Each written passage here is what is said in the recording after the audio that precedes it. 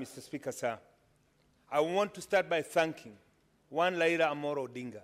His ability over the years to bend backwards, to put this country forward, Mr. Speaker, has been a challenge to many of us. It is known, Mr. Speaker, and it is on record. I am one of those who, many years, have always opposed the leadership of Raila Amolo Odinga. But, Mr. Speaker, sir, having said that, I want to put the record straight. It is not because I have any justifiable reason. It is because, Mr. Speaker, sir, I've always been persuaded to think along ethnic and regional bloc, Mr. Speaker. But time has come to realize that this country is greater than any one of us, Mr. Speaker. The second person, Mr. Speaker, I want to thank is His Excellency, the President William Samoei Ruto. It is indeed, Mr. Speaker, a great act of statesmanship to take somebody, propose somebody who you've competed with for the presidency and say, I propose the name because I think he's qualified and deserves it. Mr. Speaker, sir, as I'm standing here, I look at the photos and the people sitting on the gallery, young people who are looking upon us for leadership to unify this country so that we can live a country united for them. Mr. Speaker, sir, the whole world is moving to become a global village. It is not lost to us, Mr. Speaker, that the strength and the strategic geographical position of this country will highly benefit if we have regional integration in the Greater Lakes region and indeed in the whole of Africa. Mr. Speaker, many a times has the President, His Excellency President Ruto said, it is time that Africans started taking their own matters in their own hands, and that must start by making a unified monetary unit where we can allow ourselves to trade without having to rely on foreign currencies like the dollar. Mr. Speaker, sir, it is the high time that we look at a statesman, somebody who's able to move this country, this continent forward, somebody who's prepared to sacrifice, and we know this person is embodied in the person of one Raila Amolo Odinga. And I want to agree with people.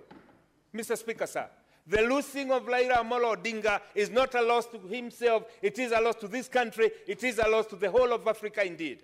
Mr. Speaker, history will judge us unfairly, as some of us have withdrawn to sectionalism, some of us have withdrawn to tribal cocoons and trying to champion their tribe's beliefs without telling the world the truth. There is no one tribe that can survive on their own. Mr. Speaker, sir, many have touted Murima. What is most unfortunate is that the Murima, in its homogeneity, in the product that they produce, in the coffee, milk, and tea, we are not able to consume that. Our potential lies in the regional integration, not only the Murima region, the whole of Kenya, but even extending this to beyond Africa. Mr. Speaker, sir, this is why I'm standing here as a proud Kenyan, to say that yes, Kenyans have realized that we have a potential as a country when we integrate everybody into the leadership of this nation.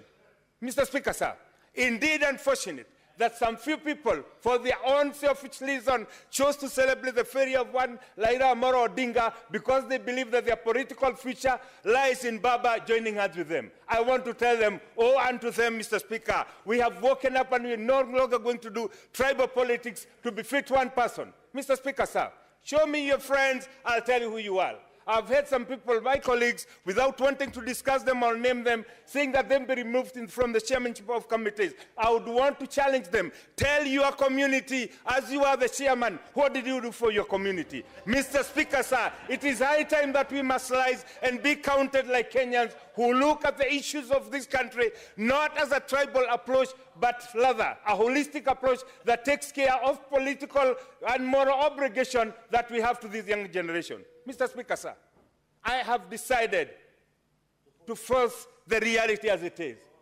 Somebody has said the survival of the Murima depends on one person. I want to collect that assertion. The survival of Murima depends on our able and ability to integrate with every person in this country, regardless of where they've been. That is the true position, and that is what we must tell everybody. Correct. This is the light of Mr. Speaker, sir, that we now move forward unified towards regional, towards world integration in the whole of Africa. Yeah. I was in Angola the other day, Mr. Speaker, sir. I realized the potential that we have to do business in that country is huge. It cannot be, and it is not acceptable. At this time when everybody is moving towards making regional blocs, towards moving people together like the EU, like the United States, somebody is telling us, usichiguze Murima. Mr. Speaker, sir, that is not only outdated, it is retrogressive, and it must be condemned in the highest and the hardest political terms as possible. Tomorrow belongs to a future generation, and we have a political and moral obligation to ensure that we bring Kenya together, because Kenya cannot stand in and divided into tribal cocoons. Mr. Speaker, sir, I also want to thank those who stood with Raila Amolo Odinga, not because he's a Luo, not because he's a Kenyan, because he's a statesman who has the political experience and exposure to see things in a broader perspective. It might please my people, Mr. Speaker, sir, to say I oppose Raila, but then I'll have a political responsibility, and history will judge me so harshly that I did not make the right decision. And as has been said here before, Mr. Speaker, a win for any Kenyan is a win for every Kenyan. We must now rise beyond petty tribal politics and say the problems that we face in this country are not tribal problems. They are problems that we can only solve as a unified country. As I wind up, Mr. Speaker, to give my colleagues an opportunity, I would want to take this opportunity to apologize to the Ma community. I had my governor made very retrogressive comments about them not wearing suluaris. Mr. Speaker, I heard him say, it is not what you do, it is who you follow. I want to put the record straight. It is what you do in terms of development. If you bring development to us, if you bring meaningful change to us, then we'll stand with you. It is the high time that we say this country is greater than any one of us, and we say united we stand in this country. We must fight for African integration, we must fight for globalization, and we make sure that Kenya is an integral part of that, not being put in ethnic balkanization, because that is outdated politics. Mr. Speaker, sir, I support.